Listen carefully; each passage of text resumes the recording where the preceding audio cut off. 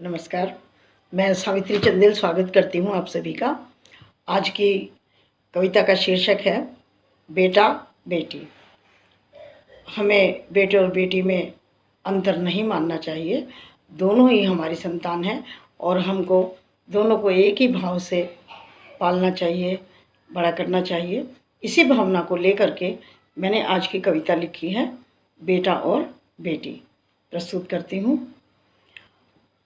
बेटा बेटी दोनों एक ही माता पिता की है संतान। बेटा बेटी दोनों एक ही माता पिता की है संतान।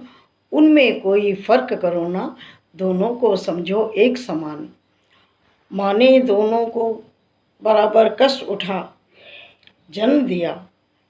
माँ ने दोनों को एक बराबर कष्ट उठाकर जन्म दिया।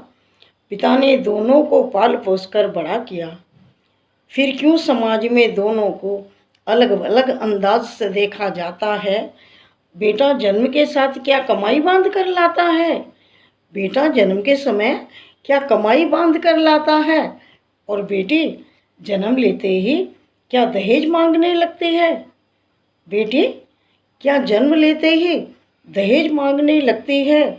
सोचो घर के बुजुर्ग बंधुओं, सोचो समाज के ठेकेदारों, सोचो समाज के ठेकेदारों, सोचो घर के बुजुर्ग बंधुओं, सोचो समाज के ठेकेदारों, सोचो। मेरे माध्यम से बेटियां तुमसे कुछ कहना चाहती हैं।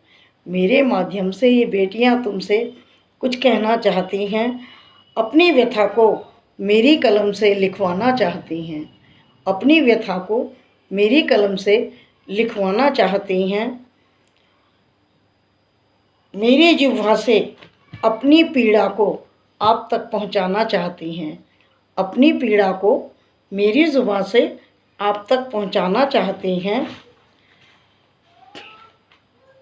भैया के जन्म लेने से तो घर में जश्न मनाया था।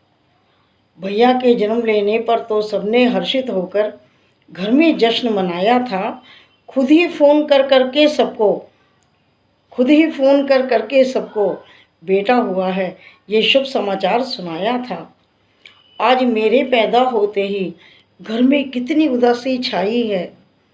आज मेरे पैदा होते ही घर में कितनी उदासी छाई है। मेरे आने की खबर तो किसी ने किसी को नहीं सुनाई है। मेरे आने की खबर तो किसी ने किसी को नहीं सुनाई है।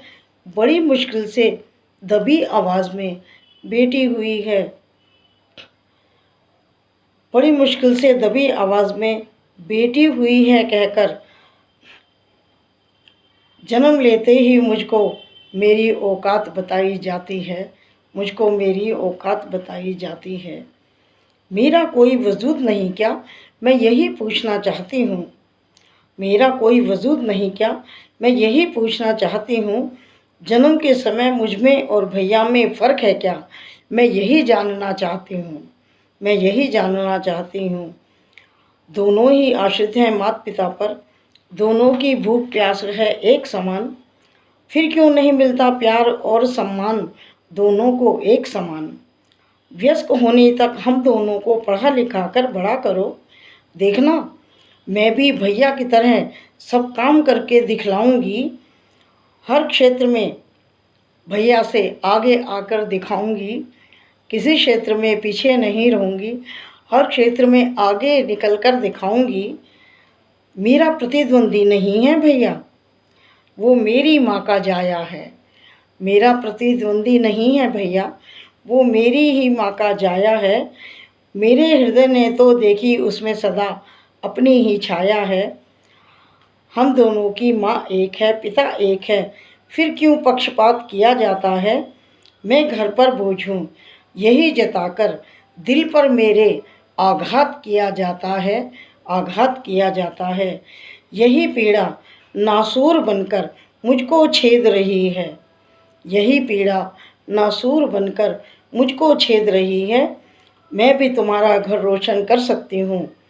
बेटे बेटी में कोई भेद नहीं। मैंने तो अपनी परवरिश में भैया से अलग कुछ नहीं मांगा है। मैंने तो अपनी परवरिश में भैया से अलग कुछ नहीं मांगा है। बेटा बेटी दोनों मिलकर समाज को नई दिशा दे सकते हैं। बेटा बेटी दोनों मिलकर समाज को एक नई दिशा दे सकते हैं।